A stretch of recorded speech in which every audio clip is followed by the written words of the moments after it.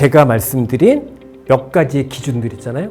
그 기준들을 가지고 나는 이렇게 분산은 이 정도 수준으로, 상관관계는 이 정도 수준으로, 그 다음에 변동성 있는 종목은 자산이 이 정도 수준으로 기준을 정하시고, 그리고 나서 수빈쌤 목을 졸라가지고 종목 내놔! 이렇게 하신 다음에 그거로 투자하시는 거예요. 근데 지금 앞에 모든 과정을 안 하시고 이렇게 내놔! 이러고 하니까 결과가 잘못돼요.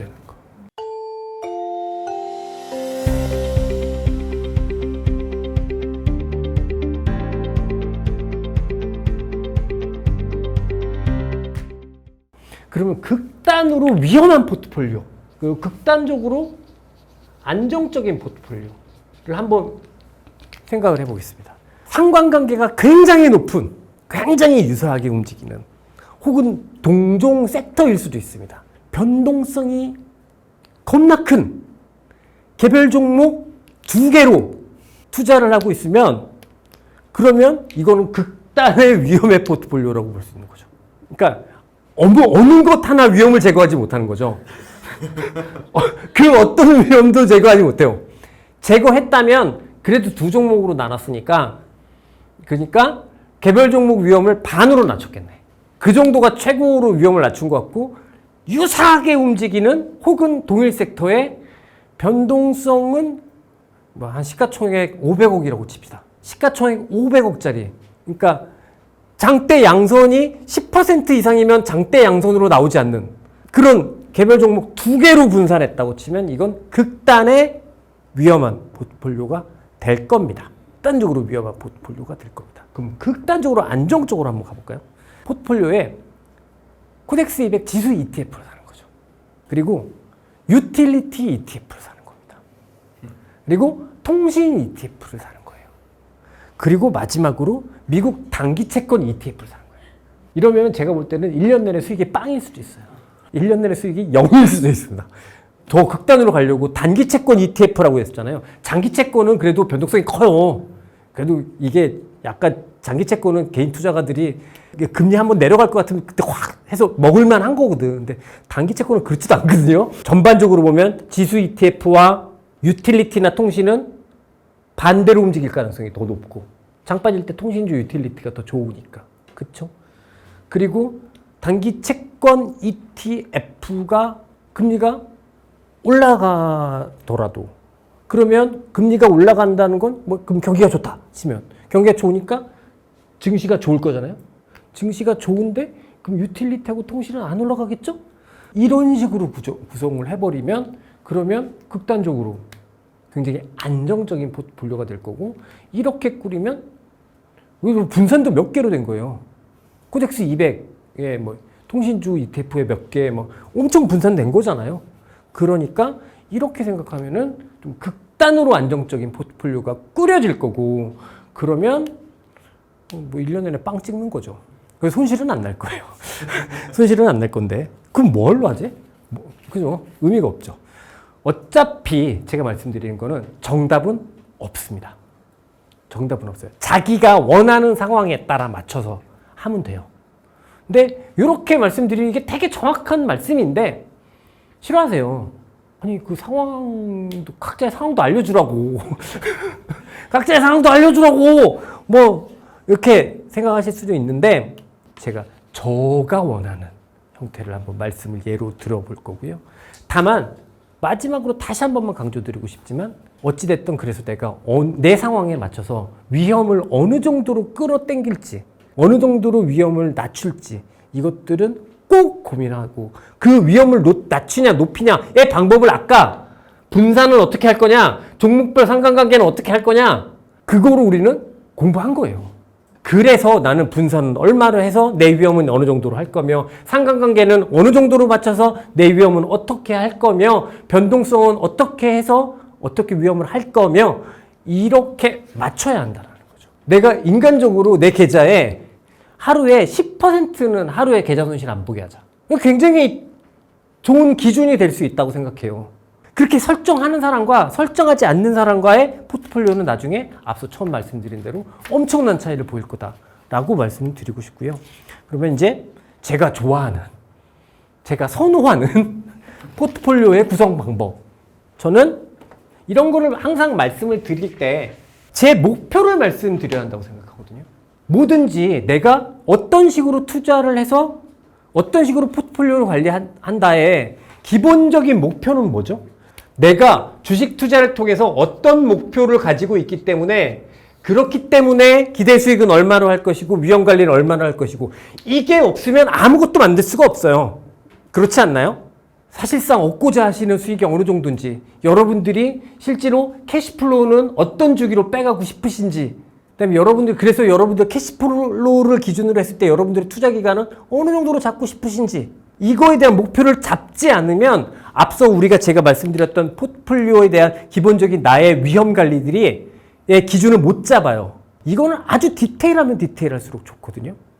저는 정성적으로 말씀을 드리면 시장이 좋을 땐 수익을 내고 싶어요. 근데 시장이 나쁠 때 맥스 3%까지 이상의 손실을 보고 싶진 않아요. 하루 기준이 아니라 연 기준입니다. 저는 그리고 1년에 한 번씩은 투자금을 다 빼진 않지만 일부 빼서 딸내미한테 용돈도 좀 주고 싶고 뭐 내가 사고 싶었던 뭐도 좀 사고 싶고 그래요. 그래서 나의 투자 기간은 1년입니다. 그렇게 하는 게 저의 투자의 목표예요. 그리고 이거를 수치화시킨다면 10년 평균 1년 12에서 15%가 제 목표입니다. 에게라고 하실 수 있는데 이거 1년에 15%씩 5년 내면 더블이에요. 이걸 무시하지 마시라고요. 이게 제 목표입니다. 저는 이 목표를 달성하기 위해서 포트폴리오의 위험을 어떤 수위로 가져가는 걸 좋아하냐면 첫 번째, 분산의 정도를 말씀드릴게요. 분산의 정도는 저는 분산 많이 된 거 겁나 좋아합니다. 엄청 분산해라! 이 주의입니다. 특히 저는 투자를 할 때 개별 종목을 하나씩 분석해서 버텀업이라고 하죠. 개별 종목을 하나씩 밸류 분석을 해서 이렇게 투자하지 않습니다. 그렇기 때문에 저의 투자 방법 자체에서 이미 개별 종목 개별 위험은 크게 노출되어 있어요. 왜? 제가 이 종목들 하나씩을 보면서 막 딥하게 보지 않기 때문에. 그렇기 때문에 저는 개별 종목 위험에 노출될 수밖에 없거든요. 그렇기 때문에 저는 개별 종목 위험은 되도록이면 낮추고 싶습니다. 그래서 저는 분산은 많이 되면 많이 될수록 좋다가 저의 목표입니다. 저는 상관관계가 높은 게 더 좋습니다. 저는 늘 주도주를 중심으로 포트폴리오를 짜자고 강변하고 다니는 사람이기 때문에 주도주를 중심으로 포트폴리오를 70% 가지고 있자. 그걸 10종목으로 나눴든 7종목으로 나눴든 그럼 대충 비슷하게 간다니까요. 최근에 나스닥 빠질 때 저도 심각하게 빠지더라고요. 왜? 거기다 찍어놨으니까. 그러면 시장 위험은 엄청 높죠. 그쵸? 시장 위험은 엄청 높을 겁니다. 하지만 저는 그 시장 위험은 자산 배분으로 통제하겠다. 그냥 아예 이 주식들의 숫자를 줄이는 걸 원하지. 주식 자체의 규모를 줄이는 걸 원하지. 요걸 팔아서 안 빠질 것 같은 걸 사고 싶지 않다니까요. 그래서 저는 궁극적으로 시장 위험은 자산 배분으로 제거해야 된다고 생각하는 사람이거든요. 그렇기 때문에 종목별 상관관계는 저는 높아도 상관없다. 오히려 주도주를 중심으로 선호한다. 이게 제가 생각하는 종목별 상관관계입니다. 그 다음에 이제 종목별 변동성이랑 비중이 있는데요. 당연히 변동성이 높은 주식을 많이 가져가면 위험이 올라가는 거고 이런 거지 않습니까? 근데 저는 이 종목별 변동성은 또 싫어합니다. 저는 시장이 좋을 때 수익을 잘 내고 싶고요. 시장이 빠질 때 저는 손실 보는 거 되게 싫어요. 손실 안 봤으면 좋겠어요. 그게 제 목표입니다. 그래서 10년을 지났을 때 연평균. 무슨 얘기냐면 어떤 해는 손가락 빠는 거죠. 그냥 돈 못 벌고. 근데 어떤 해는 30-40%. 또 어떤 해도 또 손가락 빨고. 그래서 이게 10년을 지나고 나면 그러면 연 12에서 15% 수익 나는 게 그게 제 목표예요. 포트폴리오 이렇게 했어요. 그럼 끝이에요. 계속 관리를 하는 게 중요하잖아요. 왜냐하면 포트폴리오를 딱 짜서 주식을 탁 만들었어. 그럼 그게 끝이면 내가 다 맞아야 돼요. 계속해서 내가 틀리고 내가 잘못된 게 수정되고 이러면서 막 수정을 해야 되거든요. 그거에 관한 기준을 하나만 말씀을 드리면서 정리를 해보겠습니다. 가장 첫 번째는 이건 제 투자 철학 중에 하나이기도 합니다만 가지고 있는 주식들을 내가 왜 샀는지는 절대 까먹지 마라. 내가 왜 샀는지를 이걸 까먹는 순간 나는 포트폴리오를 구성하는 의미가 없어요. 왜? 내가 왜 샀는지를 알아야 내가 왜 이 주식을 팔아야 되는지를 알 수 있지 않습니까? 첫 번째, 내가 왜 샀는지는 절대 까먹지 마라. 그게 포트폴리오 관리의 기본이다. 저는 주식이 올라갈 거라고 생각해서 사거든요. 제가 사는 주식을 사는 가장 큰 이유는 올라갈 걸 기대해서요. 그러면 언제 팔아요? 빠질 때 팔아요? 안 올라갈 때 파는 거죠. 제가 가지고 있는 철칙 중에 하나. 절대 내가 왜 사는지를 까먹지 마셨으면 좋겠다. 두 번째는 이 비중을 이제 조절을 하셔야 될 거잖아요. 이게 개인 투자한테 맞는 용어인지 모르겠습니다만 장부가 기준이 아니라 평가 금액 기준이어야 돼요. 그러니까 내가 10,000원에 샀는데 만 원에 다 샀어요. 세 종목이라고 합시다. 근데 얘는 5만 원이 돼 있고요. 얘는 3,000원이 돼 있고요. 얘는 11,000원이 돼 있다고 합시다. 살 때는 33%의 비중이겠죠. 근데 지나고 났는데 비중은 얘가 압도적으로 높아지겠죠. 이 시점에서 이 주식이 A라는 주식이 앞서 얘기했던 변동성 이런 걸 한번 생각을 해보세요. 근데 이 주식이 이렇게 10,000원에서 50,000원까지 올랐는데 변동성이 계속 높아. 그럼 나는 이 시점에서는 변동성이 엄청 높은 주식을 가장 압도적으로 많이 갖고 있는 게 되잖아요. 그러니까 나는 내 위험은 나는 내가 원래 이 정도 위험을 원하진 않아. 인데 내 계좌는 엄청 위험해져 있는 상황인 거잖아요. 비중의 관리는 이걸 가지고 관리하는 게 아니고요. 계속 이걸 보면서 매일매일 관리를 하시는 거예요. 평가 금액. 포트폴리오 관리 딴 거 없다. 내가 이 주식을 왜 샀는지를 까먹지 말고 그 다음에 관리는 비중에 대한 조절은 평가 금액을 가지고 하는 거다. 이것만 까먹지 않으셨으면 좋겠습니다. 이렇게 제가 진짜 긴 시간 동안 이렇게 목이 아플 정도로 이렇게 말씀을 드린 이유는 이렇게 포트폴리오를 관리하게 되면요. 첫 번째는 전 이건 것 같아요. 우리가 주식 투자하면서 가장 힘든 포인트 중에 하나는 뭐냐면 손따루하고 머리따루일 때일 것 같거든요. 나는 이렇게 생각했는데 내 계좌는 이상해. 내 계좌는 이게 내가 원하는 게 아니야. 이럴 때인 것 같거든요.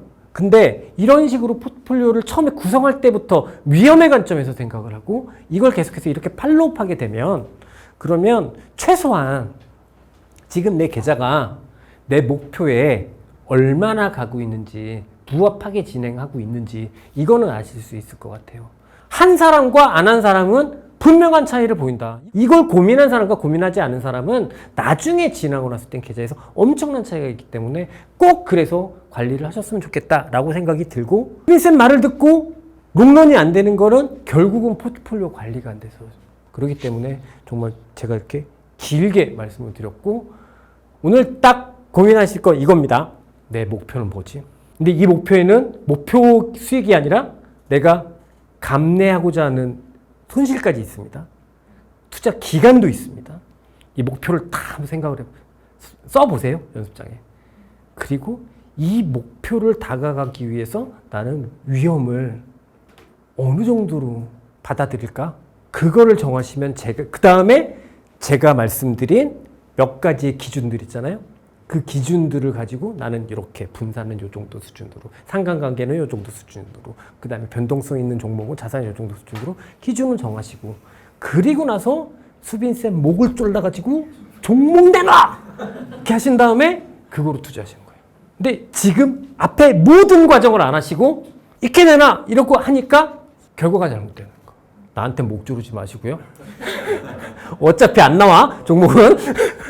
진짜 중요하다고 생각이 들어서 여러분들께 얼마나 울림이 됐는지 모르겠습니다만 말씀을 드려봤습니다. 너무 고생 많이 하셨는데 수고하시고 이상 끝내도록 하겠습니다. 수고하셨습니다.